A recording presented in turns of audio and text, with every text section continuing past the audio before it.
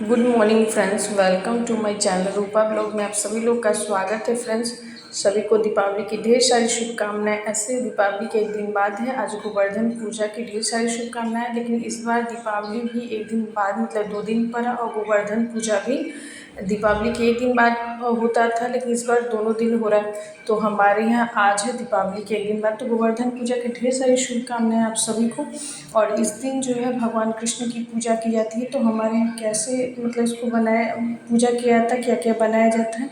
तो यहाँ पे हमारे यहाँ चने दाल की पूरी जो होती है वो बनती है। तो इसके लिए सुबह में ना चना दाल जो था उसको उबाल दिया था, उसके बाद छन्नी में छान लिया था, क्योंकि सादी पूड़ी भी बनती है लेकिन ये सब कुछ जो है वो चढ़ाया जाता है सुबह में, जिसको अन्नकूट की पूजा भी बोलते हैं। और इसमें चना दाल की पूरी सब कुछ तैयार कर दिए थे। उसके बाद ये बन रही है चना दाल की पूरी। ये बनाना मुझे काफ़ी ज़्यादा मुश्किल लगता है। मेरी माँ जो है बहुत अच्छे तरीके से बनाती है, लेकिन मुझसे जो है चना दाल की बड़ी वाली जो पूरी होती है वो उतने अच्छे तरीके से नहीं बन पाती। उसके बाद बना था आलू गोभी की सब्ज़ी।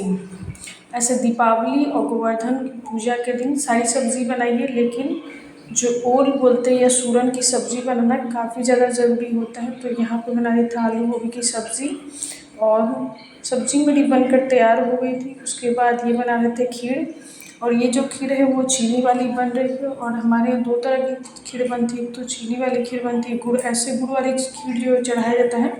लेकिन हर किसी को जो है वो गुड़ वाला खीर पसंद नहीं आता, इसलिए लोग जिसको नहीं पसंद उसके लिए चीनी वाली खीर भी बनती है। उसके बाद ये बनाया था कद्दू वाला था, क्योंकि उसके बनाए थे रायते। हमारे कोई भी त्यौहार उसमें रायता जो है वो बनता ही है। और ये लगभग खाना जो हमारा तैयार हो गया था। और खाना बनने के बाद बहुत सारे जो पूजा की वीडियो थे वो नहीं बना पाए, क्योंकि लाइट कम थी आज और फ़ोन भी मेरा डिस्चार्ज हो गया था, इसलिए। और जो भी खाना बनता है उसको सबसे पहले गौ माता के लिए निकाला जाता है और गाय को खिलाया जाता है। उसके बाद भगवान कृष्ण की आज पूजा होती है, जिसको अन्नकूट की पूजा करते हैं, और भगवान लक्ष्मी की भी आज पूजा होती है।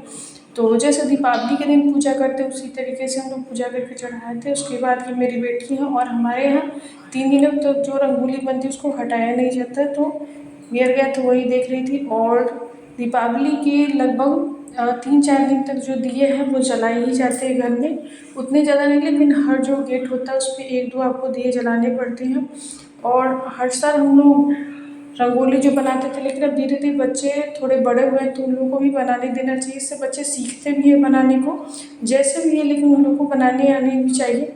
और इससे क्या है कि हर बार जब आप खुद ही बनाओगे तो बच्चे सीख नहीं पाते हैं।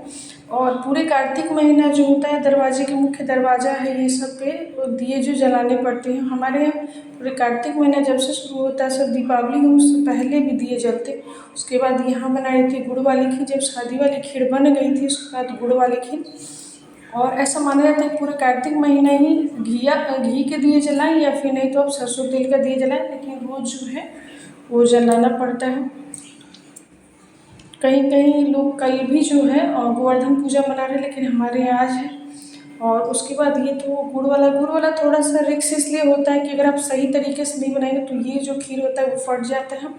तो उसको अगर आप बन जाने के बाद जैसे ही आपकी खीर तैयार हो जाए उसके बाद अगर आप गुड़ मिलाते हैं तो आपकी जो खीर है वो बहुत अच्छी बनती है। और गुड़ वाली जो खीर मुझे अच्छी लगती है, लेकिन बच्चे लोग जो है उतना पसंद नहीं करते, लेकिन हमारे यहाँ ये भी चढ़ाया जाता है गुड़ वाली खीर को भी। और यही खीर बनने के बाद फिर ये जो गुड़ वाली खीर वो बीच में नहीं बनती, बस छठ में बनती है।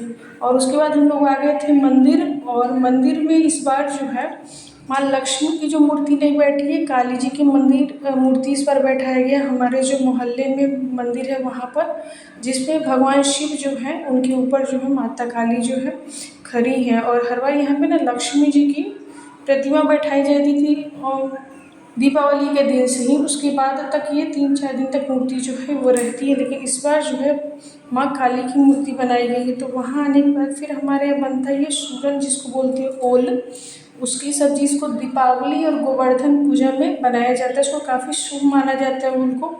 और ये हर साल मैं देखती हूँ कि हमारे यहाँ बनता ही है। तो इसके लिए ओल जो उसको उबाल लिए थे, और उबाल कर जो है पीस पीस काट लेते। इसकी सब्ज़ी बनाना थोड़ी मुश्किल होती है, क्योंकि इसके जो है अब जैसे काटोगे वो वाला इसमें खुजली होना हाथों में शुरू हो जाता है। तो अगर आप इसमें अनार के पत्ते का प्रयोग करने से ये जो है खुजली वगैरह होना जो है बंद हो जाता है। इसका स्वाद काफ़ी अच्छा होता है और इसका जो गर्म भी होता है, ओल जो है उसकी प्रकृति गर्म होती है, तो सेहत के लिए भी काफ़ी अच्छा माना जाता है।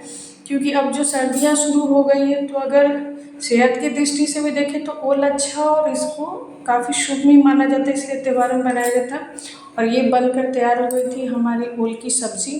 खाने में काफ़ी ज़्यादा अच्छी लगती है। अगर इसको बनने के बाद नींबू डाल देते हैं हम लोग, इससे क्या होता है ना, मुँह में जो खाते समय जो खुजली होती है वो चीज़ें जो है वो नहीं होती है और टेस्ट भी जो है वो काफ़ी अच्छा होता है। उसके बाद हम लोगों ने किया पूजा, जो गाय माता को जो भी खिलाएं तो वो सब खिलाएं। और एक जो है घर में हम लोग कुछ ना कुछ मिठाई जो चढ़ाने के लिए शाम को बनाते ही हैं।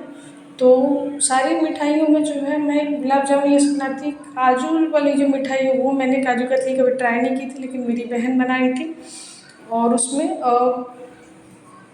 काजू को वगैरह में उसके बाद पीस के वो शुगर पाउडर ये सब का इस्तेमाल कर रही थी। और ये जो है वो हमेशा बनाती है, मैं तो नहीं बनाती हूँ क्योंकि सारी मिठाइयाँ बनाई, लेकिन काजू कतली कभी मैंने ट्राई नहीं किया है। और उसके बाद मिक्सर में पीसने के बाद घी डालकर फिर उसको बनाए और इतने अच्छे तरीके से घर में तैयार कर दी थी, खाने में काफ़ी ज़्यादा टेस्टी लग रहा था। मुझे लग रहा था कि मार्केट से ज़्यादा अच्छा तैयार हुआ था, लेकिन मैंने कभी इससे पहले नहीं बनाया था।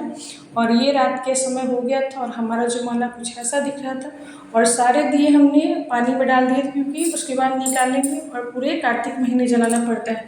पानी में दिए डालने से ये होता है कि वो दिए जब सूख जाते हैं तो उसमें मिट्टी वगैरह भी साफ़ हो जाती है और दिए में जब हम तेल डालते हैं तो सूखता भी नहीं है।